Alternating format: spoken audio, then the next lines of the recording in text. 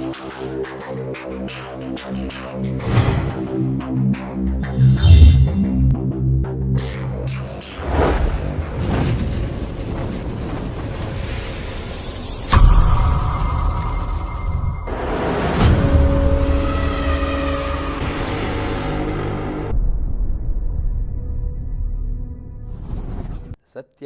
ನಿಮ್ಮನ್ನು ಬಿಡುಗಡೆ ಮಾಡ್ತದೆ ಎಂಬ ಈ ಕಾರ್ಯಕ್ರಮಕ್ಕೆ ನಾನು ನಿಮ್ಮೆಲ್ಲರನ್ನು ಯೇಸು ಕ್ರಿಸ್ತನಲ್ಲಿ ಸ್ವಾಗತಿಸ್ತೇನೆ.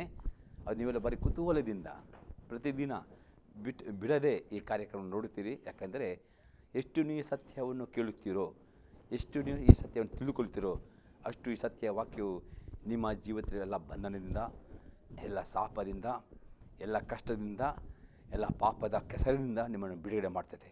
ಇವತ್ತು ನಮ್ಮ ಮಧ್ಯದಲ್ಲಿ ಕುಂದಾಪುರದ ಬಂದ ಪಾಸ್ಟರ್ ಆಸ್ಟಿನ್ ಕಾರೋಲ್ ಇದ್ದಾರೆ. ನಾವು ನಿಮ್ಮನ್ನು ಸ್ವಾಗತಿಸ್ತೇವೆ. ಇವತ್ತು ನೀವು ನಮಗೆ, ನಮ್ಮ ಜನರಿಗೆ ಯಾವ ವಿಷಯದಲ್ಲಿ ಮಾತಾಡಲಿಕ್ಕೆ ಬಯಸ್ತೀರಿ? ನಾವು ಇವತ್ತು ಮಾತನಾಡುವ ವಾಕ್ಯ ದೇವರ ಸಹಾಯ ಹೇಗಿರ್ತದೆ ಅಂತ. ಬಹಳ ಜನರು ಎನಿಸ್ಕೊಳ್ತಾರೆ ದೇವರ ಸಹಾಯ ಹೇಗೆ ಬರ್ತದೆ. ಅವರಿಗೆ ಬಹಳ ಒಂದು ಚಿಂತನೆ ವೇದನೆಯಲ್ಲಿ ಇದೆ. ಯಾಕಂದರೆ ದೇವರು ಸಹಾಯ ಮಾಡ್ತಾನ ಇಲ್ಲವೋ, ಬಹಳ ಒಂದು ಸಂಶಯದ ಒಂದು ಜೀವಿತ. ಅದಕ್ಕಾಗಿ ನಾವಿವತ್ತು ದೇವರನ್ನು ವಾಕ್ಯ ಗಮನಿಸುವಾಗ ದೇವರ ಸಹಾಯ ಹೇಗೆ ಬರ್ತದೆ ಇವತ್ತು ನಾವು ಆಲೋಚನೆ ಮಾಡುವಾಗ ನಮಗೆ ಧೈರ್ಯ ಉಂಟಾಗ್ತದೆ. ಕ್ರಿಸ್ತನಲ್ಲಿ ಇದ್ದವರಿಗೆ, ಕ್ರಿಸ್ತನಲ್ಲಿ ಇಲ್ಲದವರಿಗೆ ಇಬ್ಬರಿಗೂ ಕೂಡ ಕ್ರಿಸ್ತನ ವಿಷಯವಾದ ಒಂದು ಮಹಿಮೆ ತರಲ್ಪಡ್ತದೆ. ಅದಕ್ಕಾಗಿ ನಾವು ಓದಿಕೊಳ್ಳುವ ಯೋಹಾನ 3ನೇ ಅಧ್ಯಾಯದಲ್ಲಿ 8ನೇ ವಚನ ಓದಿಕೊಳ್ಳುವ. ಗಾಳಿಯು ಮನಸ್ಸು ಬಂದ ಕಡೆ ಬೀಸುತ್ತದೆ, ಅದರ ಸಫಲವನ್ನು ಕೇಳುತ್ತಿ, ಆದರೆ ಅದು ಎಲ್ಲಿಂದ ಬರುತ್ತದೋ ಎಲ್ಲಿಗೂ ಹೋಗ್ತದೋ ನಿನಗೆ ತಿಳಿಯದು. ಆತ್ಮನಿಂದ ಹುಟ್ಟಿದವರೆಲ್ಲರೂ ಅದರಂತೆ ಅಂದನು. ಆಮೆನ್.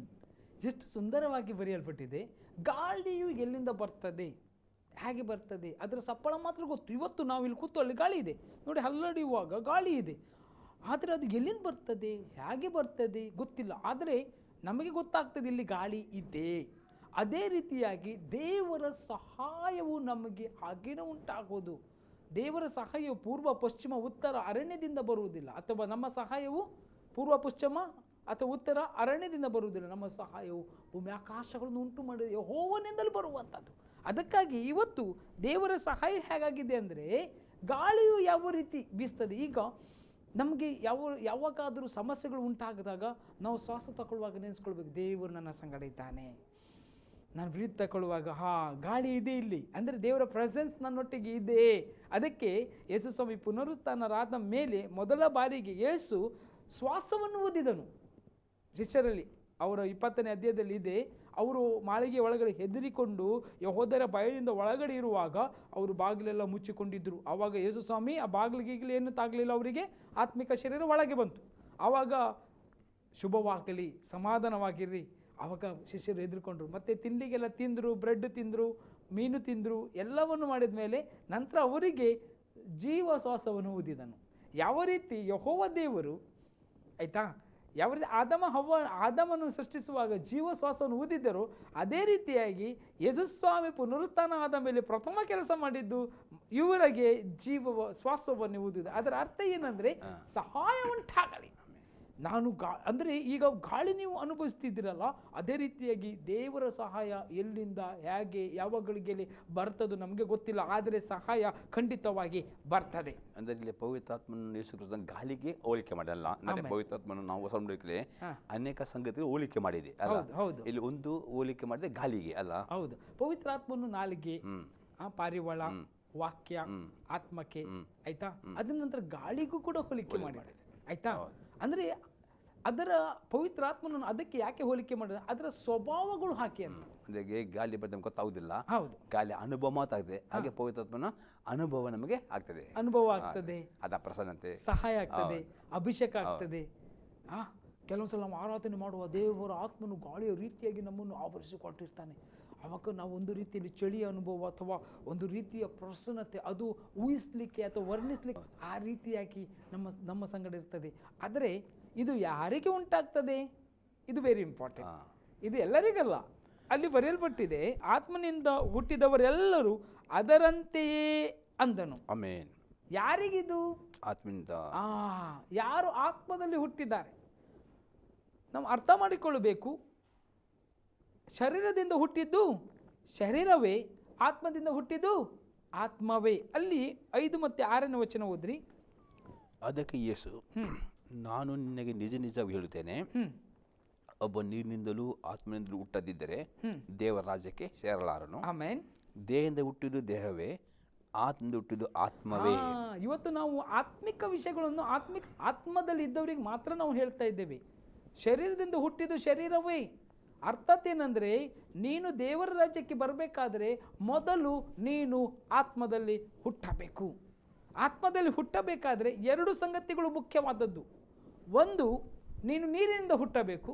2ನೇದು ಆತ್ಮನಿಂದ ಹುಟ್ಟಬೇಕು. ಯಾವ ರೀತಿ ಅದು ನಾನು ಹೇಳಲಿಕ್ಕೆ ಇಷ್ಟಪಡ್ತೇನೆ. ಒಬ್ಬನು ದೇವರ ಪರಿಚಯ ಇಲ್ಲ ಇಷ್ಟರ ತನಕ, ಆತನು ಕರ್ತನಾದ ಯೇಸು ಕ್ರಿಸ್ತನನ್ನು ತನ್ನ ಒಡೆಯನು ರಕ್ಷಕನಂತ ಒಪ್ಪಿಕೊಂಡು ಅರಿಕೆ ಮಾಡಿ ತನ್ನ ಜೀವಿತದಲ್ಲಿ ಆತನನ್ನು ಏನು ಸ್ವೀಕರಿಸಿಕೊಳ್ತಾನೋ ಆವಾಗಲೇ ಅವನು ನೂತನ ಸೃಷ್ಟಿಯಾಗ್ತಾನೆ. ತಂದೆ, ಮಗ, ಪವಿತ್ರ ಆತ್ಮನಾಮದಲ್ಲಿ ಆತನು ಏನು ತಗೊಳ್ಬೇಕು? ನೀರಿನಲ್ಲಿ ಮುಳುಗಿ ಸ್ನಾನ ಮಾಡಬೇಕು. ಅಂದರೆ ತಾಯಿಯ ಗರ್ಭದಿಂದ ಹುಟ್ಟಿ ಬರುವಾಗ ಅವನು ಪಾಪಿ. ಈಗ ನೀರಿನಲ್ಲಿ ಗರ್ಭದಲ್ಲಿ ಅವನನ್ನು ಹೂಣಿಟ್ಟು ಅವನು ಆ ದೀಕ್ಷಾಸ್ಥಾನದ ಮೇಲೆ ಬರುವಾಗ ಅವನು ಪರಲೋಕ ದೇವರಿಗೆ ಹುಟ್ಟಿದ ಮಗುವಾಗಿರ್ತಾನೆ, ಪರಲೋಕ ದೇವರಿಗೆ ಹುಟ್ಟಿದ ಮಗನಾಗಿರ್ತಾನೆ. ಆ ನಂತರ ದೇವರ ಅಭಿಷೇಕವು ಅವನಲ್ಲಿ ಬರ್ತದೆ. ಆತನೇ ದೇವರಿಂದ ಹುಟ್ಟಿದವನು ಅಥವಾ ಆತ್ಮನಿಂದ ಹುಟ್ಟಿದವನು ಅಂತ ಎನಿಸಲ್ಪಡ್ತಾನೆ. ಅದನಂತರ ಆತನು ದೇವರ ವಾಕ್ಯಾನುಸಾರವಾದಂತಹ ಪವಿತ್ರ ಸಭೆಯಲ್ಲಿ ಅಥವಾ ದೇವರ ವಾಕ್ಯದಲ್ಲಿ ಅವನು ದೇವರ ವಾಕ್ಯಕ್ಕೆ ವಿಧೇಯನಾಗಿ ಬೆಳೆದು ಬರಬೇಕು. ಈ ಸಮಯದಲ್ಲಿ ಅವನಿಗೆ ಸಹಾಯವು ಗಾಳಿಯ ರೀತಿಯಲ್ಲಿ ಉಂಟಾಗುವಂಥದ್ದು. ಯಾವ ರೀತಿ ಗಾಳಿಯಲ್ಲಿಂದ ಬರ್ತದೋ ಗೊತ್ತಿಲ್ಲವೋ ಅದೇ ರೀತಿಯಾಗಿ ಪವಿತ್ರಾತ್ಮನ ಸಹಾಯವು ಅದೇ ಗಳಿಗೆಯಲ್ಲಿ ಅವನಿಗೆ ಉಂಟಾಗುವಂಥದ್ದಾಗಿದೆ. ಇವತ್ತು ಬಹಳ ಜನರು ಆತ್ಮನಿಂದ ನೀರಿನಿಂದ ಹುಟ್ಟಲಿಲ್ಲ. ಸಹಾಯ ಬೇಕು, ಸಹಾಯ ಬೇಕು. ಸಹಾಯ ಎಲ್ಲಿಂದ ಆಗ್ತದೆ? ಸಹಾಯ ಆಗುವುದಿಲ್ಲ. ಯಾಕೆ? ಅವರು ಇನ್ನೂ ಮಾಂಸಧಾರಿಗಳಾಗಿದ್ದಾರೆ. ಅವರು ನೀರಿನಲ್ಲಿ ಸ್ನಾನ ತೆಗೆದುಕೊಳ್ಳುವಾಗ ಅವರಿಗೆ ದೇವರ ಆತ್ಮನಿಂದ ಅವರು ಹುಟ್ಟಲ್ಪಡ್ತಾರೆ ಅಲ್ಲ, ಅಂದರೆ ಪವಿತ್ರ ಆತ್ಮನ ಅವರಿಗೆ ದೀಕ್ಷಾಸ್ನಾನ ಸಹ ಆಗ್ತದೆ ಅಲ್ಲ. ಹೌದು. ಒಂದು ವಾಕ್ಯ ಓದ್ರಿ, ಕೀರ್ತನೆ 51ರಲ್ಲಿ 5ನೇ ವಚನ ಓದಿ. ಹುಟ್ಟಿದಂದಿನಿಂದ ನಾನು ಪಾಪಿಯೇ, ಮಾತ್ರ ಗರ್ಭವನ್ನು ಹೊಂದಿದ ದಿನದಿಂದ ದ್ರೋಹಿಯೇ. ಸಾಕು. ಈಗ 2 ಪಾಪಗಳು ಉಂಟು. 2 ಪಾಪಗಳು, ಮಹಾಪಾಪಗಳು ಅಂತ ಹೇಳ್ಬೋದು. ಒಂದು ಕರ್ಮ ಪಾಪ, ಇನ್ನೊಂದು ಜನ್ಮ ಪಾಪ. ಅದು 2 ದೇವರಿಗೆ ವಿರುದ್ಧವಾದದ್ದೇ. ಕರ್ಮ ಪಾಪ ಅಂದರೆ ಏನು? ಕರ್ಮ ಪಾಪಗಳಂದರೆ ನಮ್ಮ ನಡೆ, ನುಡಿ, ಕ್ರಿಯೆ, ಮಾತುಗಳಲ್ಲಿ ಒಬ್ಬ ವ್ಯಕ್ತಿಗೆ ಜ್ಞಾನ ಬಂದ ಮೇಲೆ ಅವನಲ್ಲಿ ಏನಿರ್ತದೆ? ಕರ್ಮ ಪಾಪವು ಪ್ರಾರಂಭ ಆಗ್ತದೆ.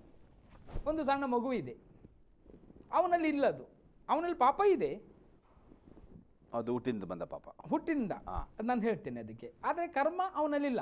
ಯಾಕೆ? ಅದು ಮಗು. ಆ ಮಗುವಲ್ಲಿ ಕರ್ಮ ಇದೆ ಅಂತ ತೋರಲಿಕ್ಕೆ ನಾವೊಂದು ಬೇಕಾದರೆ ಒಂದು ಡೆಮೋ ಮಾಡಬಹುದು, ಒಂದು ಪರೀಕ್ಷೆ ಮಾಡಬಹುದು. 2 ಮಕ್ಕಳನ್ನು ಒಟ್ಟಿಗೆ ಬಿಟ್ಟು ಒಂದು ಐಸ್ ಕ್ರೀಮ್ ತಂದು ಕೊಡಬೇಕು. ಆವಾಗ ಅವ್ರು ಏನು ಮಾಡ್ಕೊಳ್ತಾರೆ? ಜಗಳ ಮಾಡ್ಕೊಳ್ತಾರೆ. ಅದೇ ಹಾಗೆ ಬಂತು. ಅದು ಅವರಿಗೆ ಹುಟ್ಟಿನಿಂದ ಬಂದ ಕರ್ಮ ಒಳಗಡೆ ಇದೆ, ಅವ್ರಿಗೆ ಜ್ಞಾನಕ್ಕೆ ಬಂದಿಲ್ಲ ಅಷ್ಟೇ. ಚಾಕ್ಲೇಟ್ ಕೊಡುವಾಗ ಅಥವಾ ಏನೇ ಕೊಡುವಾಗ ಅವರು ಏನು ಮಾಡ್ಕೊಳ್ತಾರೆ? ಜಗಳ ಮಾಡ್ಕೊಳ್ತಾರೆ. ಯಾಕೆ ಜಗಳ ಮಾಡ್ಕೊಳ್ತಾರೆ? ಒಳಗಡೆ ಕರ್ಮ ಇದೆ. ಆದರೆ ಕರ್ಮ ಹೊರಗಡೆ ಬರುವುದು ಯಾವಾಗ ಅಂದರೆ ಪ್ರಾಯ ಬಂದ ಮೇಲೆ. ಅದಕ್ಕೆ ಕರ್ಮ ಅಂತ ಹೇಳ್ತೇವೆ. ಕರ್ಮದಿಂದ ಅಂದರೆ ಕಾರ್ಯದಿಂದ ಬಂದಂತಹ ಒಂದು ಪಾಪಗಳು, ಫುಟ್ ಪ್ರಿಂಟ್ ಅಂತ ಹೇಳ್ತೇವೆ. ನಾವು ನಡೆದುಕೊಂಡು ಹೋಗ್ತೇವೆ ಮರಳಿನ ಮೇಲೆ, ಹಿಂದೆಗಡೆ ನೋಡುವಾಗ ನಮ್ಮ ಪಾದದ ಅಚ್ಚುಗಳು ಇರ್ತವೆ. ಅಂದರೆ ನಾವು ಕೆಲವೊಂದು ಪಾಪಗಳು ಹಿಂದಕ್ಕೆ ಬಿಟ್ಟಿರ್ತೇವೆ. ಅದು ಕರ್ಮ, ನಾವು ಮಾಡಿದಂಥ ಮಾರ್ಗಗಳಲ್ಲಿ. ಈ ಕರ್ಮ ಮಾರ್ಗಕ್ಕೆ ಒಂದು ಮುಕ್ತಾಯ ಆಗಬೇಕು. 2ನೇದು ಜನ್ಮ ಪಾಪ. ಆಯಿತಾ? ಈ ಕರ್ಮ ಪಾಪಕ್ಕೆ ಏನು ಮಾಡ್ತಾರೆ ಗೊತ್ತಾ ಜನರು? ದಾನ, ಧರ್ಮ, ಅದು ಎಲ್ಲವೂ ಮಾಡ್ತಾರೆ. ರಕ್ತದಾನ ಮಾಡ್ತಾರೆ, ಅಥವಾ ಅನ್ನದಾನ ಮಾಡ್ತಾರೆ, ಬಲಿಗಳನ್ನು ಅರ್ಪಿಸ್ತಾರೆ, ಅಥವಾ ಬಡವರಿಗೆ ಅನ್ನ ಕೊಡುವಂಥದ್ದು, ಆಸ್ಪತ್ರೆ ಕಟ್ಟುವಂಥದ್ದು, ಶಾಲೆ ಕಟ್ಟುವಂಥದ್ದು, ಸೇವೆ ಮಾಡುವ ಇತರ ಸೇವೆಗಳು, ಶಾರೀರಿಕ ಸೇವೆಗಳು ಬಹಳ ಮಾಡ್ತಾರೆ. ಅದ್ಭುತಕರವಾದದ್ದೇ, ಇಲ್ಲ ಅಂತ ನಾನು ಹೇಳಿಲ್ಲ. ಆದರೆ ಅದರ ಮುಖಾಂತರ ಕರ್ಮ ಮಾರ್ಗಗಳಿಗೆ ಮುಕ್ತಿ ಸಿಗೋದಿಲ್ಲ ಅಥವಾ ಮೋಕ್ಷ ಸಿಗೋದಿಲ್ಲ. ಯಾಕೆ? ದೇವರ ನಿಯಮಕ್ಕೆ ಒಳಗಾದರೆ ಮಾತ್ರ ಮೋಕ್ಷ ಸಿಗುವಂಥದ್ದು. ಅದು ಜನರು ಈಗ ತಿಳ್ಕೊಳ್ಬೇಕಾದಂಥ ಸಮಯ ಹತ್ತಿರವಾಗಿದೆ. ಯಾರು ಜೀವದಲ್ಲಿದ್ದಾರೋ, ಯಾರು ಜೀವಲೋಕದಲ್ಲಿದ್ದಾರೋ, ಯಾರು ಭೂಮಿಯಲ್ಲಿದ್ದಾರೋ ಅವರು ಈಗ ಅದನ್ನೇ ನಾವು ಸತ್ಯ ನಿಮಗೆ ಬಿಡುಗಡೆ ಮಾಡ್ತದೆ ಅಂತ ಹೇಳುವಂಥ ಕಾರ್ಯದಲ್ಲಿ ನಾವು ಮಾತನಾಡುವ ಸಂಗತಿ ಏನಂದರೆ, ನೀವು ಇದನ್ನು ಅರ್ಥ ಮಾಡಿಕೊಳ್ಳುವಾಗ ನಿಮಗೆ ಪರಲೋಕದ ಸೌಭಾಗ್ಯಗಳು ಉಂಟಾಗ್ತದೆ. ಇಲ್ಲವಾದರೆ ನೀನೇ ನಿನ್ನ ಕೈಯಾರೆ ಪರಲೋಕದ ಸೌಭಾಗ್ಯವನ್ನು ಕಳ್ಕೊಳ್ತಿ. ಈಗ ಈ ಕರ್ಮ ಮಾರ್ಗ ಅಂದರೆ ಸಿಟ್ಟು, ಅಹಂಕಾರ, ಮತ್ಸರ, ಕೊಲೆ, ಸುಲಿಗೆ, ವ್ಯಾಭಿಚಾರ, ಆದರ, ಇದು ಎಲ್ಲ ಕರ್ಮ ಮಾರ್ಗ. ಇದು ಎಲ್ಲವೂ ನಮ್ಮ ಶರೀರದಲ್ಲಿ ಬೆಳೆದ ಮೇಲೆ ಬರುವಂತಹ ಸಂಗತಿಗಳು. ಬಟ್ ಹುಟ್ಟು ಪಾಪ, ಜನ್ಮ ಪಾಪ ಅಂತಾರೆ. ಅದು ಜನ್ಮ ಪಾಪ ಹೇಗೆ ಬಂತು ಯಾರಿಗೂ ಗೊತ್ತಿಲ್ಲ. ಲೋಕದಲ್ಲಿ ಬಹಳ ಜನರಿಗೆ ಜನ್ಮ ಪಾಪ ಇದೆ ಅಂತ ಎಲ್ಲ ಕುಲ ಭಾಷೆ ಜಾತಿಯವರು ಧರ್ಮದವರು ಎಲ್ಲ ಹೇಳ್ತಾರೆ. ಜನ್ಮ ಪಾಪ ಇದೆ, ಅದು ಹೇಗೆ ಬಂತು? ಜನ್ಮ ಪಾಪ ಬಂದಿದ್ದು ಹೀಗೆ, ಯಾವಾಗ ಆದಮ ಹವ್ವಳು ಆ ಏದೇನ್ ತೋಟದಲ್ಲಿ ಸೃಷ್ಟಿಸಲ್ಪಟ್ಟರೋ ದೇವರ ಸಾರೂಪ್ಯದಲ್ಲೂ ದೇವರಿಗೆ ಸಮಾನರಾಗಿ ಅವರು ದೇವರ ಮಕ್ಕಳಾಗಿದ್ದರು. ಆ ಸಮಯದಲ್ಲಿ ದೇವರು ಅವರಿಗೆ ವಿಧೇಯತೆ ಒಂದು ಹೇಳಿದರು, ಆ ಹಣ್ಣನ್ನು ಮಾತ್ರ ತಿನ್ನಬಾರದು. ಅವರು ಆ ವಿಧೇಯತೆ ಬದಲಿಗೆ ಅವಿಧೇಯರಾಗಿ ಆ ಹಣ್ಣನ್ನು ತಿಂದು ಅವರ ಒಳಗಡೆ ಪಾಪ ಬರ ಮಾಡಿದರು. ಈಗ ಗಂಡು ಹೆಣ್ಣು ಸೇರಿ ಅವರು ದಾಂಪತ್ಯದಲ್ಲಿ ಸೇರುವಾಗ ಅವರಿಗೆ ಹುಟ್ಟುವಂಥ ಮಗು ಇವರ ಶರೀರದ ಒಳಗಡೆ ಇರುವಂಥ ಆ ಫಾರ್ಮ್ಗಳಲ್ಲಿ ಅಥವಾ ಆ ಇದರಲ್ಲಿ ಇರುವಂಥ ಸಂಗತಿಗಳು ತಾಯಿಯ ಗರ್ಭದಲ್ಲಿ ಹೋಗಿ ಅಲ್ಲಿಂದ ಹುಟ್ಟಿ ಬರುವ ಮಗುವು ಪಾಪಿಯಾಗಿ ಹುಟ್ಟುತ್ತದೆ. ಆ ಮಗು ಏನಾಗಿ ಹುಟ್ಟುತ್ತದೆ? ಪಾಪಿಯಾಗಿ ಹುಟ್ಟುತ್ತದೆ. ಅದಕ್ಕೆ ನಮಗೆ ಹೊಕ್ಕಳಿ ಇರುವುದು, ಇದು ಬೊಂಬ್ಲಿ ಅಂತೇವೆ ಅಲ್ವಾ, ಹೊಕ್ಕಳಿ. ನರ್ಸ್ಗಳು ಏನು ಮಾಡ್ತಾರೆ ಹುಟ್ಟುವಾಗ? ಯಾಕೆ ಗಟ್ಟಿ ಮಾಡೋದು? ಅದು ತಾಯಿಯಿಂದ ಕನೆಕ್ಷನ್ ಅಲ್ಲ, ತಂದೆ ದೇವರಾದ ಕನೆಕ್ಷನ್ ಅಗಲುವಿಕೆ. ನಮಗೆ ತಾಯಿಯಿಂದ ಕನೆಕ್ಷನ್ ಆಯಿತು, ಹೊಟ್ಟೆ ಗರ್ಭದ ಒಳಗಿರುವ ತನಕ ದೇವರ ಪ್ರಸನ್ನತೆಯಲ್ಲಿ ಇರ್ತದೆ. ಯಾವಾಗ ಹೊರಗೆ ಬರ್ತದೆ ಜನ್ಮ ಪಾಪ, ಆ ಮಗುವಿಗೆ ಪ್ರಾರಂಭ. ಈ ಎರಡು ಪಾಪಗಳಿಗೆ ಪರಿಹಾರ ಎಲ್ಲೂ ಇಲ್ಲ ಭೂಲೋಕದಲ್ಲಿ. ಈ ಕರ್ಮ ಪಾಪ ಜನ್ಮ ಪಾಪಕ್ಕೆ ಸಂಪೂರ್ಣವಾದ ಪರಿಹಾರ ಎಲ್ಲೂ ಇಲ್ಲ. ಅದು ಒಂದೇ ಸಿಗುವಂಥದ್ದು, ಯೇಸು ಕ್ರಿಸ್ತನಲ್ಲಿ. ಆ ಪಾಪದ ಪರಿಹಾರ ಆಗುವುದು ಒಬ್ಬನಲ್ಲಿ, ಅದು ಕರ್ತನಾದ ನಮ್ಮ ಯೇಸು ಸ್ವಾಮಿಯಲ್ಲಿ. ಯಾಕೆ? ಯೋಹಾನ 3:16 ಓದ್ರಿ. 3:16 ಓದಿ. ಯೋಹಾನ 3:16 ಯಾಕೆ ಇದು ನಮಗೆ ಉಂಟಾಗುವಂಥದ್ದು? ದೇವರು ಲೋಕದ ಮೇಲೆ ಎಷ್ಟೋ ಪ್ರೀತಿಯನ್ನಿಟ್ಟು ತನ್ನೊಬ್ಬನೇ ಮಗನನ್ನು ಕೊಟ್ಟನು. ಆತನು ನಂಬುವ ಒಬ್ಬನಾದರೂ ನಾಶವಾಗದೆ ಎಲ್ಲರೂ ನಿತ್ಯ ಜೀವನ ಪಡೆಯಬೇಕಾದ ಆತನನ್ನು ಕೊಟ್ಟನು. ನಾವು ಮುಂದೆ ಹೋಗುವ ಇದನ್ನು ನಾವು ಫಸ್ಟ್ ಓದಿಕೊಳ್ಳೋಣ. ತುಂಬ ಜನರು ಯೇಸುವನ್ನು ಕ್ರಿಶ್ಚಿಯನ್ ದೇವರು ಅಂತ ಹೇಳ್ತಾರೆ. ನಮ್ಮ ದೇವರು ಕ್ರಿಶ್ಚಿಯನ್ ದೇವರು ಅಲ್ಲ, ಅದು ಆತನು ಇಡೀ ವಿಶ್ವಕ್ಕೆ ದೇವರು. ಇಲ್ಲಿ ಏನು ಬರೆಯಲ್ಪಟ್ಟಿದೆ? ಇಲ್ಲಿ ಸ್ಪಷ್ಟವಾಗಿ ಬರೆಯಲ್ಪಟ್ಟಿದೆ, ದೇವರು ಲೋಕದ ಮೇಲೆ. ಲೋಕ ಅಂದ್ರೆ ಯಾರು? ಲೋಕದಲ್ಲೆಲ್ಲ ಜನರು, ಜಾತಿ ಕುಲ ಭಾಷೆ ಜನಾಂಗ ಮನುಷ್ಯರು ಏನೆಲ್ಲ ಮಾಡಿಕೊಂಡ್ರೆ ಅಲ್ಲಿರುವ ಎಲ್ಲ ಜೀವ ಶ್ವಾಸಕ್ಕೆ ಆತನು ದೇವರು. ಲೋಕದ ಮೇಲೆ ಎಷ್ಟೋ ಪ್ರೀತಿಯನ್ನಿಟ್ಟು ಆತನು ಒಬ್ಬನೇ ಮಗರು. ಒಬ್ಬ ಮಗ ಅಂದ್ರೆ ಯಾರು? ಆತನೇ ಮನುಷ್ಯನಾಗಿ ಬರುವುದು. ದೇವರೇ ಮನುಷ್ಯನಾಗಿ ಲೋಕಕ್ಕೆ ಇಳಿದು ಬರುವುದು. ಅವನಿಗೆ ಹೆಸರು ಯೇಸು ಸ್ವಾಮಿ ಅಂತ. ಯಾಕೆ ಮಗನಾಗಿ ಬಂದ ದೇವರು? ಯಾಕೆ ಮಗನಾಗಿ ಅಂತ ಅವನಿಗೆ ಹೆಸರು ಕೊಡಲ್ಪಟ್ಟಿದ್ದು? ಪಾಪ ಮಾಡಿದವರು ಯಾರು ಪಾಸ್ಟ್ರೇ? ಜನರು ಅಲ್ಲ, ಆದಮ. ಹೌದು ಅಲ್ಲ, ಪಾಪ ಮಾಡಿದ್ದ ಯಾರು? ಆದಮ ಯಾರಾಗಿದ್ದ? ಅದು ದೇವರ ಮಗನಾಗಿ. ಹಾಗಾದ್ರೆ ಮಗ ಬರಬೇಕು. ಸ್ಪಷ್ಟತೆ ಕ್ಲಿಯರ್ ಅನ್ಸಲ್ಲ? ದೇವ್ರು ಬರ್ಲಿಕ್ಕೆ ಆಗ್ತದ? ಇಲ್ಲ, ದೇವರಲ್ಲ ಈಗ ಬರುವುದು. ಈಗ ಬರ್ಬೇಕಾದವನು ಯಾರು? ಮಗ ಬರಬೇಕು. ಯಾರು? ಈಗ ಮಗನ ಹೆಸರಲ್ಲಿ ಯಾರು ಬಂದ್ರು? ಯೇಸು ಕ್ರಿಸ್ತನ. ಅದೇ ಈಗ ದೇವರು ಮನುಷ್ಯನಾಗಿ ಇಳಿದು ಬಂದನು. ಅದಕ್ಕೆ ಅವತಾರ ಅಂತ ಹೇಳುದು. ಅವ ಅಂದ್ರೆ ಮನುಷ್ಯನಾಗಿ, ತಾರ ಅಂದ್ರೆ ಸ್ವರ್ಗದಿಂದ ಇಳಿಯುವುದು. ಅವತಾರಾಗಿ ಆತನು ಇಳಿದು ಬಂದನು, ಅವನು ಮನುಷ್ಯನಾಗಿ ಇಳಿದು ಬಂದನು. ಅದಕ್ಕೆ ದೇವರು ಲೋಕದ ಮೇಲೆ ಎಷ್ಟೋ ಪ್ರೀತಿನಿಟ್ಟು ತನ್ನ ಒಬ್ಬನೇ ಮಗನನ್ನು ಕೊಟ್ಟನು. ಯಾಕಂದ್ರೆ ಯಾರು ಕೂಡ ನಾಶವಾಗಬಾರದು, ರಕ್ಷಣೆ ಹೊಂದಬೇಕು. ಇವತ್ತು ನಾನು ಹೇಳುವುದು ಕರ್ಮ ಮಾರ್ಗಗಳಿಗೆ ಮತ್ತೆ ಜನ್ಮ ಪಾಪಕ್ಕೆ, ಕರ್ಮ ಪಾಪಕ್ಕೆ ಜನ್ಮ ಪಾಪಕ್ಕೆ ಒಂದೇ ಮಾರ್ಗ, ಅದು ಯೇಸುವಿನ ಮಾರ್ಗ. ಯೇಸುವನ್ನು ಯಾರ್ಯಾರು ಅಂಗೀಕರಿಸ್ತಾರೋ, ಯಾರು ಆತನು ರಕ್ಷಕನಾಗಿ ಒಪ್ಪಿಕೊಳ್ತಾರೋ, ಅದರಲ್ಲಿ ಯಾವುದಿಲ್ಲ. ಮನುಷ್ಯ ಗಂಡು ಹೆಣ್ಣು ಮಾತ್ರ ಇಲ್ಲಿ ಇರುವುದು ಅಷ್ಟೇ. ಇಲ್ಲಿ ಜಾತಿ ಮತ ಭೇದೆಯಲ್ಲಿ. ಈಗ ನಾನು ಹುಟ್ಟುವಾಗ ಒಂದು ಸಾಂಪ್ರದಾಯ ಕುಟುಂಬದಲ್ಲಿ ಹುಟ್ಟಿ ಬಂದೆ, ಆಯ್ತಾ. ಹುಟ್ಟುವಾಗ ನಾನು ಕ್ರಿಶ್ಚಿಯನ್ಸ್ ಅಂತ ಹೆಸರು ನನಗಿದ್ದಿತ್ತು. ಆದರೆ ಯೇಸು ಕ್ರಿಸ್ತನನ್ನು ನಾನು ಸರಿಯಾಗಿ ನಂಬ್ತಾ ಇರಲಿಲ್ಲ. ಇವತ್ತು ನಾನು ಯೇಸುವಿನಲ್ಲಿ ಬಂದಿದ್ದೇನೆ, ಸರಿಯಾಗಿ ನಂಬ್ತಾ ಇದ್ದೇನೆ, ನನಗೆ ಗೊತ್ತಾಯಿತು. ಅದು ಹುಟ್ಟಿನಿಂದ ಕ್ರಿಸ್ತರು ಎಂಬುದಾಗಿ ಒಂದು ಹೇಳ್ತಾರಲ್ಲ, ಅವರಿಗೆ ಯೇಸು ಕ್ರಿಸ್ತನ ಕ್ರಿಸ್ತರು ನಂಬುತ್ತಾ ಇರ್ತಾರಲ್ಲ, ಅವರಿಗೆ ಅವರು ಸಹ ಹೊಸದಾಗಿ ಹುಟ್ಟಬೇಕಾ? ಎಲ್ಲರೂ ಹೊಸದಾಗಿ ಹುಟ್ಟಲೇಬೇಕು. ಇಲ್ಲಿ ನಾವು ಆವಾಗ ನಾನು ಹೇಳಿದ್ದೇನಲ್ವಾ, ನಿಕೋದೇಮನ ಹತ್ರ ಯೇಸು ಸ್ವಾಮಿ ಯೇಸು ಸ್ವಾಮಿ ಹತ್ರ ಮಾತನಾಡುವಾಗ, ಹೌದು 3:3 ಮತ್ತೆ 4 ಓದ್ರಿ. ನಾನು ನಿನಗೆ ನಿಜ ನಿಜವಾಗಿ ಹೇಳುತ್ತೇನೆ, ನಾನು ನಿಮಗೆ ನಿಜ ನಿಜವಾಗಿ ಹೇಳ್ತೇನೆ, ಒಬ್ಬನು ಹೊಸದಾಗಿ ಹುಟ್ಟದಿದ್ದರೆ ಅವನ ದೇವರ ರಾಜ್ಯವನ್ನು ಕಾಣಲಾರನು. ಹೊಸದಾಗಿ ಹುಟ್ಟುವುದು ಯಾರಿಗೀಗ? ಇದು ನಿಕೋದೇಮನಿಗೆ ಹೇಳಿದ ವಾಕ್ಯ ಅಲ್ಲ, ಪ್ರತಿಯೊಬ್ಬರಿಗೆ. ಇದು ಪ್ರತಿಯೊಬ್ಬ. ಇಲ್ಲಿ ನಿಕೋದೇಮನ ಬದಲಿಗೆ ನಾನು ನಿಲ್ಲಬೇಕು. ಈ ನಿಕೋದೇಮನ ಬದಲಿಗೆ ಯಾವ ಜಾತಿ ಕುಲ ಭಾಷೆ ಜನಾಂಗ ಹೇಳ್ತಾರೋ ಆ ವ್ಯಕ್ತಿ ಒಬ್ಬೊಬ್ಬರಾಗಿ ನಿಲ್ಲಬೇಕು. ಈಗ ನಿಕೋದೇಮ ಮಾತನಾಡೋದಲ್ಲ ಯೇಸು ಸಮಯಲ್ಲಿ. ಯೇಸು ಸಮಯ ಜೊತೆಯಲ್ಲಿ ನಿಕೋದೇಮನೆಂಬ ವ್ಯಕ್ತಿ ನಮ್ಮ ಪರವಾಗಿ ಮಾತನಾಡ್ತಾ ಇದ್ದಾನೆ. ಅರ್ಥ ಆಯ್ತಾ? ಇದನ್ನು ನಾನು ಗ್ರಹಿಸ್ಕೊಳ್ಳಿ. ಈಗ ನಿಕೋದೇಮ ಬದಲಿಗೆ ಆಸ್ಟಿನ್ ಅಂತ ಹಾಕಿಕೊಂಡ್ರೆ ಅಥವಾ ಪಾಸ್ಟರ್ ಪೀಟರ್ ಕೋಟರ್ಸ್ ಅಂತ ಹಾಕೊಳ್ಬೇಕು. ಈಗ ನೀವು ಮಾತಾಡಬೇಕು, ನಿಮಗೆ ನಿತ್ಯ ಜೀವ ಬೇಕಾದ್ರೆ ನಾನು ಏನು ಮಾಡಬೇಕು ಸ್ವಾಮಿ? ಆ ದೇವರು ಈಗ ನಮಗೆ ಉತ್ತರ ಕೊಡ್ತಾನೆ. ಆ ದೇವರು ನಮಗೆ ಸ್ಪಷ್ಟತೆಯನ್ನು ಕೊಡ್ತಾನೆ. ಆವಾಗ ದೇವರು ಏನು ಹೇಳಿದ್ರು, ಯೇಸಪ್ಪ ನಮಗೆ ನೀನು ಹೊಸದಾಗಿ ಹುಟ್ಟಬೇಕು. ಹಾಗಾದ್ರೆ ನಿಕೋದೇಮ ಏನು ಏನು ಅನ್ಯನಾ? ಅಲ್ಲ. ಮತ್ತೇನಾಗಿದ್ದನು? ಒಂದು ಶಾಸ್ತ್ರಿ ಆಗಿದ್ದ. ಓ ಶಾಸ್ತ್ರಿ, ಆತನು ಬೋಧಕನಾಗಿದ್ದ. ಆತನಿಗೆ ಹುಟ್ಟಬೇಕಂದ್ರು. ಆತನು ಯಹೋದ್ಯರ ಬೋಧಕ, ಧರ್ಮಶಾಸ್ತ್ರ ಪಾಂಡಿತ್ಯದಲ್ಲಿದ್ದವನು, ವಯಸ್ಸಿನಲ್ಲಿ ಮುದುಕನು. ಅಂತ ವ್ಯಕ್ತಿಗೆ ಯೇಸು ಸ್ವಾಮಿ ಹುಟ್ಟಬೇಕಂತ ಹೇಳಿದ್ರೆ ಇನ್ನು ನಾವು ಹುಟ್ಟಲೇಬೇಕು. ಇಲ್ಲಿ ಪ್ರಶ್ನೆಗೆ ಉತ್ತರ ಸಿಕ್ತಲ್ವಾ? ಸ್ಪಷ್ಟ, ಕರೆಕ್ಟ್ ಅಲ್ವಾ? ಇಲ್ಲಿ ಏನಾದ್ರು ಹುಟ್ಟಿದ್ರೆ ಅಲ್ಲಿ ದೇವರು ನಿಕೋದೇಮನ ಆತ್ಮನ ಪಾಪದಿಂದ ಸತ್ತಿದೆ. ಹೌದು, ಆತ್ಮದ ಹೊಸ ಹುಟ್ಟಿದ್ರೆ ಅವನು ಕೇಳ್ತಾನೆ ತಾಯಿ ಗರ್ಭದ ಹಾಗೆ ಅಲ್ಲ. ಅಂದರೆ ನಿಕೋದೇಮನು ಆದಾಮನಿಂದ ಬಂದ ಪಾಪದಿಂದ ಈ ಲೋಕದ ಪ್ರತಿಯೊಬ್ಬ ಮನುಷ್ಯ ಆತ್ಮ ಸತ್ತೋಗಿದೆ ಅಲ್ಲ. ಅದೆಲ್ಲ ಯಾರೂ ಅಲ್ಲಿ ಯಾರೇ ಆಗ್ಬೋದು. ಅಂದರೆ ಅವರಿಗೆ ಪರಲೋಕ ಬೇಕಾದ್ರೆ ಅವರು ಆತ್ಮದಲ್ಲೇ ಹೊಸದೇ ಹುಟ್ಟಬೇಕು. ಖಂಡಿತವಾಗಿ. ಅದು ಹೊಸ ಹುಟ್ಟಬೇಕು. ಏನು ಮಾಡಬೇಕು ಅವರು? ಈಗ ನಾವು ಅದನ್ನು ಹೇಳ್ತೇನೆ, ಆ ವಾಕ್ಯ ಬರ್ತೇನೆ. ಇಲ್ಲಿ ಮುಂದೆ ಓದಿಕೊಳ್ಳುವ 4ನೇ ವಾಕ್ಯದನ್ನ. ನಿಕೋದೇಮನು ಆತನನ್ನು, ಮನುಷ್ಯನು ಮುದುಕನಾದ ಮೇಲೆ ಹುಟ್ಟುವುದು ಹೇಗೆ? ಅವನು ತನ್ನ ತಾಯ ಗರ್ಭದಲ್ಲಿ ತಿರುಗಿ ಸೇರಿ ಹುಟ್ಟುವುದಾದೀತೆ ಎಂದು ಕೇಳಿದನು. ಇಲ್ಲಿ ಹೊಸದಾಗಿ ಹುಟ್ಟಬೇಕಂತ ಹೇಳುವಾಗ ನಿಕೋದೇಮನಿಗೆ ಪ್ರಶ್ನೆ ಉಂಟಾಯ್ತು. ಅದೇ ಈಗ ಹೇಳೋದು. ಈಗ ಶರೀರದ ವಿಷಯದಲ್ಲಿ ಯೇಸು ಮಾತನಾಡ್ತಾ ಇಲ್ಲ. ನೀವೀಗ ನಮಗೆ ಸ್ಪಷ್ಟತೆ ಕೊಡ್ಬೇಕು. ಯೇಸು ಸ್ವಾಮಿ ಶರೀರದ ವಿಷಯದಲ್ಲಿ ಮಾತನಾಡ್ತಾ ಇಲ್ಲ. ಪುನಃ ಹುಟ್ಟಲಿಕ್ಕೆ ಆಗುದಿಲ್ಲ. ಪುನಃ ಹುಟ್ಟಲಿಕ್ಕೆ ಇನ್ನು ತಾಯಿ ಗರ್ಭದಲ್ಲಿ ಹೋಗ್ಬೇಕಂತ ಇವನು ಕೇಳುದು. ಆಗುದಿಲ್ಲ. ಅದು ಆಗುದಿಲ್ಲ. ಯಾಕೆ? ಇವನು ಮುದುಕ ಅಂತ ಇಲ್ಲಿ ಬರೆಯಲ್ಪಟ್ಟಿದೆ. ನಿಕೋದೇಮ ಯಾರು? ಮುದುಕ. ಅವನಿಗೆ ಇನ್ನು ಯಾರೇ ಆಗಲಿ, ಒಂದು ತಾಯ ಹೊಟ್ಟೆಯಿಂದ ಬಂದ ಮಕ್ಕಳು ಒಂದು ದಿನದ ಮಗು ಸಾದ್ರು ಸಹ ಪುನಃ ಹೊಟ್ಟೆ ಹೋಗಿ ಪುನಃ ಹುಟ್ಟಲೇ ಆಗುದಿಲ್ಲ. ಯಾರಿಂದಲೂ ಆಗುದಿಲ್ಲ. ಅಲ್ಲ. ಆದ್ರೆ ನಿಕೋದೇಮನಿಗೆ ಟೆನ್ಷನ್ ಆಯ್ತು. ಅವನಿಗೆ ಮುದುಕನಾಗಿ ಹುಟ್ಟುವುದಿಲ್ಲ. ಆಗ ಇನ್ನು ದೊಡ್ಡ ಹೌದು, ಈಗ ನಾನು ಮುದುಕನಾಗಿದ್ದೇನೆ, ಪರಲೋಕಕ್ಕೆ ಹೋಗುದಿಲ್ಲ, ಈಗ ಹುಟ್ಟಬೇಕಲ್ಲ ಮತ್ತೊಮ್ಮೆ ಅಂತ ಹೇಳಿ ಅವನು ಏನು ಆಲೋಚನೆ ಮಾಡ್ದ? ಶಾರೀರದ ಆಲೋಚನೆ, ಶಾರೀರಿಕ ಆಲೋಚನೆ, ಶರೀರದಲ್ಲಿ ಥಿಂಕ್ ಮಾಡ್ದ. ಆದ್ರೆ ಯೇಸು ಸ್ವಾಮಿ ಹೇಳಿದ ಅದಲ್ಲ, ನೀನು ನೀರಿನಿಂದಲೂ ಆತ್ಮನಿಂದಲೂ. ಅಂದರೆ ಓದ್ರಿ ಆ ವಾಕ್ಯ, ರೋಮ 10ನೇ ಅಧ್ಯಾಯದಲ್ಲಿ 9ನೇ ವಚನದಿಂದ ಓದುವ.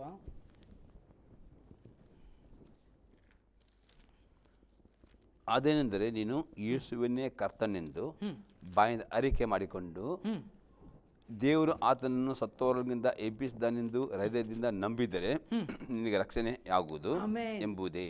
ಈಗ ಹುಟ್ಟುವುದು ಹೆಂಗಂದ್ರೆ ಇದು ಮೊದಲು ಯೇಸುವೇ ಕರ್ತನು ಹೃದಯದಿಂದ ನಂಬಿ ಅರಿಕೆ ಮಾಡಬೇಕು. ಆವಾಗ ಅವನು ಸತ್ತು ಹೋದ ಆತ್ಮವು ಆದಾಮನಲ್ಲಿ ಪಾಪಕ್ಕೆ ಇಲ್ಲಿ ಆಕ್ಟಿವೇಟ್ ಆಗ್ತದೆ. ಇಲ್ಲಿ ಏನಾಗ್ತದೆ? ಜೀವ ಉಂಟಾಗ್ತದೆ. ಅಲ್ಲಿ ಮರಣ ಉಂಟಾಗ್ತು, ಇಲ್ಲಿ ಜೀವ ಉಂಟಾಗಿದೆ. ಲೋಕಕ್ಕೆ ಆದಾಮನಿಂದ ಏನು ಬಂತು? ಮರಣ ಬಂತು. ನಮ್ಮ ಯೇಸಪ್ಪ ಜೀವ ಬಂತು. ಈಗ ಜೀವ ಬರಬೇಕಾದ್ರೆ ನನ್ನ ಒಳಗಡೆ ಈಗ ಒಬ್ಬ ವ್ಯಕ್ತಿ ಲೋಕದಲ್ಲಿ ಮರಣ ಹೊಂದಿದ್ದಾನೆ, ಅಂದರೆ ಆತ್ಮಿಕ ಮರಣ ಹೊಂದಿದ್ದಾನೆ. ಅವನಲ್ಲಿ ಕತ್ತಲಿದೆ, ಅಂಧಕಾರ ಇದೆ, ಸೈತನನ ಒಡೆತನ ಇದೆ. ಅವನು ಸೈತನನ ಒಡೆತನದಿಂದ ದೇವರ ಬಳಿಗೆ ಅವನು ಬರಬೇಕಾದ್ರೆ, ಅಥವಾ ಅವನು ಅಂದರೆ ಒಬ್ಬ ಗುಲಾಮನಾಗಿದ್ದಾನೆ, ಅವನು ಸಂಪೂರ್ಣ ಸ್ವತಂತ್ರ ಸಿಗಬೇಕಾದ್ರೆ ಈ ಕಾರ್ಯ ಅವನು ಮಾಡಬೇಕು.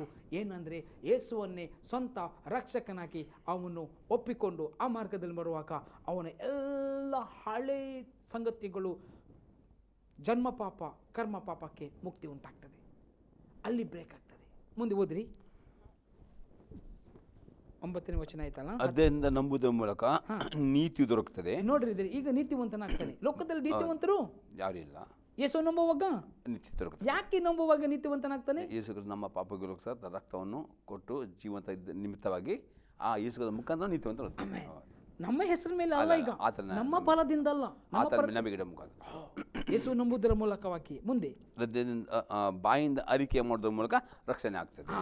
ಅರಿಕೆ ಮಾಡಬೇಕು, ನಂಬಬೇಕು, ಅರಿಕೆ. ನೀತಿವಂತಿಕೆ ನಮಗೆ ನಂಬುವುದರ ಮೂಲಕ, ಅದೇ ರಕ್ಷಣೆ ಸಿಗುವುದು ಅರಿಕೆ ಮಾಡುವುದರ ಮುಖಾಂತರ. ಮುಂದೆ ಓದುವ. ಆತನ ಮೇಲೆ ನಂಬಿಕೆ ಇಡುವ ಯಾವನಾದರೂ ಆಶಾಭಂಗ ಪಡುವುದಿಲ್ಲ. ಈಗ ಆಶಾಭಂಗ ಪಡುವುದಿಲ್ಲ ಶಾಸ್ತ್ರವು ಹೇಳುತ್ತದೆ ಅಷ್ಟೇ.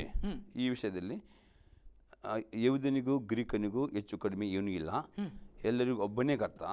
ಅದು ತನ್ನ ನಾಮವನ್ನು ಹೇಳಿಕೊಳ್ಳುವವರಿಗೆ ಹೇರಳವಾಗಿ ಕೊಡುವನಾಗಿದ್ದಾನೆ. ಆಮೇನ್. ಕರ್ತನ ನಾಮವನ್ನು ಹೇಳಿಕೊಳ್ಳುವವರೆಲ್ಲರಿಗೆ ರಕ್ಷಣೆಯಾಗುವುದೆಂದು ಬರೆದಿದೆ. ಆಮೇನ್. ಈಗ ಕರ್ತನ ನಾಮ ಹೇಳುವವರೆಲ್ಲರಿಗೂ ರಕ್ಷಣೆ ಆಗುವುದು. ಈಗ ನಿಮಗೆ ನಾನು ಹೇಳಲಿಕ್ಕೆ ಇಷ್ಟಪಡುವುದು, ಯಾರ್ಯಾರು ಯೇಸುವನ್ನು ಅಂಗೀಕರಿಸ್ತಾರೋ, ಆತನ ಮಾರ್ಗದಲ್ಲಿ ನಡೀತಾರೋ ಅವರಿಗೆ ಪಾಪದಿಂದ ಬಿಡುಗಡೆ ಆಗ್ತದೆ. ಜನ್ಮ ಪಾಪ ಇದೆ, ಕರ್ಮ ಪಾಪ ಇದೆ. ಆಯಿತಾ?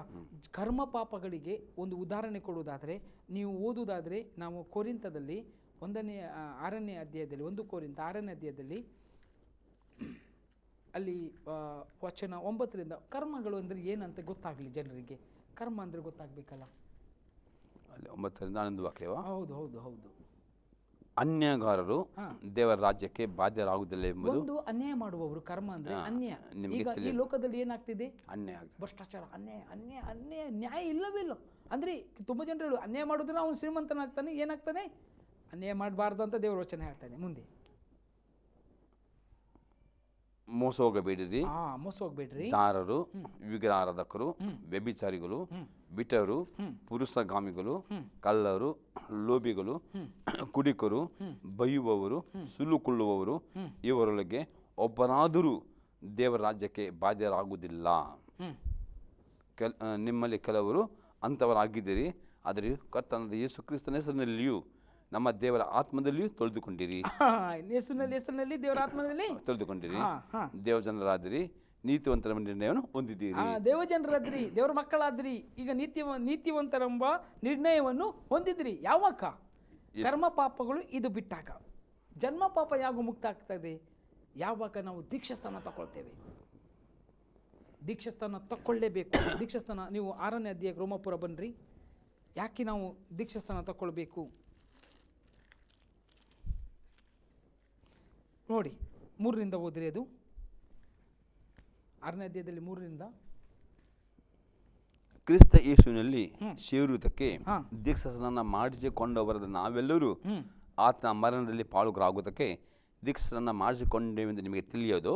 ಆತನ ಮರಣದಲ್ಲಿ ಪಾಲುಗಾರಾಗುವುದಕ್ಕೆ ನಾವು ಒಂದು ದೀಕ್ಷಾಸ್ನಾನ, ಹೌದು, ಮೊದಲು. ಮತ್ತೆ ಈಗಿರಲಾಗಿ ನಾವು ದೀಕ್ಷಾಸ್ನಾನ ಮಾಡಿಸಿಕೊಂಡಾಗ ಆತನ ಮರಣದಲ್ಲಿ ಪಾಲುಗಾರಾಗಿ ಆತನೊಂದಿಗೆ ಉಣ್ಣಲ್ಪಟ್ಟೆವು. ಈಗ ಮರಣ ಹೊಂದಿದೆವು, ಉಣ್ಣಲ್ಪಟ್ಟಿತು.